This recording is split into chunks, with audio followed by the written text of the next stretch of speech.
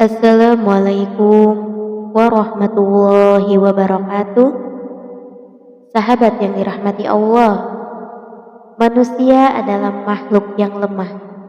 Karenanya Allah Subhanahu wa taala menyuruh kita berdoa dan menjamin akan memperkenankan dan memberi apa yang kita minta. Bahkan memberi sesuatu yang tidak kita minta dalam doa kita, tapi Allah berikan yang lebih baik atau yang lebih banyak dari apa yang kita minta. Sahabat tuntunan Zana yang dirahmati Allah, doa merupakan tanda bukti tuntukan seorang hamba kepada Allah bahwa dia adalah hamba yang fakir, perlu kepada Allah dan perlu berdoa. Maka berdoa kebutuhan seorang mukmin. Seorang mukmin perlu berdoa kepada Allah karena dia perlu Allah. Allah Ta'ala berfirman, "Hai manusia, kamulah yang fakir perlu kepada Allah, dan Allah dialah yang maha kaya, tidak memerlukan sesuatu lagi maha terpuji." Quran Surat Fatir ayat 15. Dan salah satu bukti kita merasa perlu kepada Allah Subhanahu wa taala, kita berdoa dan memohon kepadanya.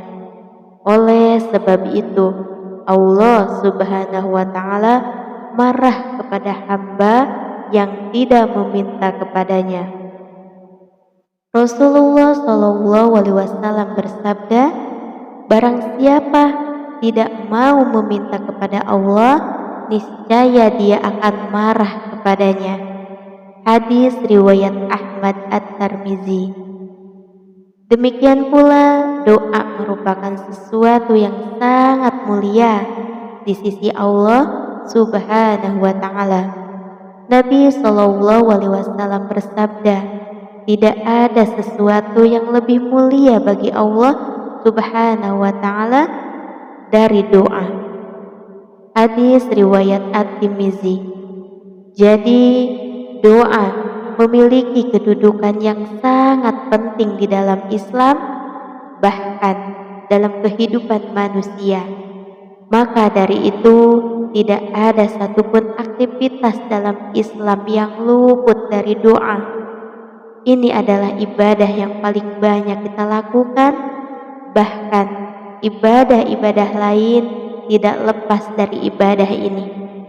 Sahabat yang dirahmati Allah, sholat berisi doa, haji berisi doa. Bahkan ketika seseorang hendak pergi membuang hajat, dia dianjurkan untuk berdoa, memohon perlindungan kepada Allah sebelum dia masuk ke kamar mandi. Begitulah seorang mukmin mengisi hidupnya dengan doa kepada Allah, mulai dari dia membuka mata sampai kemudian dia membuka mata, menutup mata. Karena itu menurut Ustadz Abu Ihsan, setiap muslim wajib mengetahui hal-hal yang berkaitan dengan doa yang dapat mempercepat dikabulkannya permintaan atau doa itu.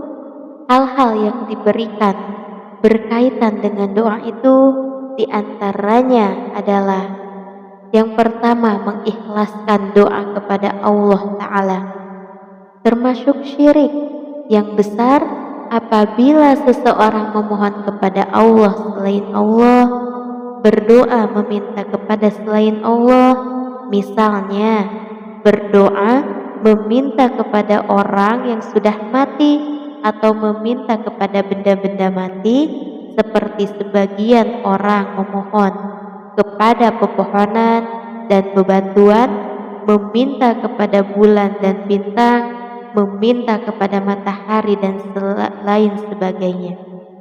Syirik adalah dosa yang terbesar, dan bentuk syirik yang terbesar adalah memalingkan doa kepada selain Allah Subhanahu wa taala. Lalu yang kedua, berdoa dengan tuntunan Nabi karena berdoa adalah ibadah dan ibadah harus ada ketentuannya dari Rasulullah SAW. Maka kita harus tahu kedudukan dan bagaimana doa yang benar dalam Islam. Apa yang harus dilakukan oleh seorang muslim berkaitan dengan adab-adab ketika dia memohon kepada Allah. Ingat, kita adalah hamba yang memohon, bukan hamba yang memaksa Allah Subhanahu wa Ta'ala untuk memberikan apa yang kita minta. Terkadang kita sebagai seorang hamba tidak tahu menempatkan diri kita ketika kita berdoa kepada Allah. Lupa bahwasanya kita adalah pemohon yang memohon. Maka jangan seperti orang yang memaksa, apalagi seorang Allah harus memberikannya kepada kita, lalu kita marah jika tidak diberi oleh Allah Subhanahu wa Ta'ala, atau juga berdoa seolah kita tidak merasa perlu dan butuh kepada Allah Subhanahu wa Ta'ala. Tentu ini adalah adab yang buruk di dalam berdoa. Lalu yang ketiga, jangan terburu-buru dalam berdoa lalu mengatakan bahwa sudah lelah dalam berdoa. Setiap saat telah berdoa tapi tidak kunjung dikabulkan, lalu dia tinggalkan doa.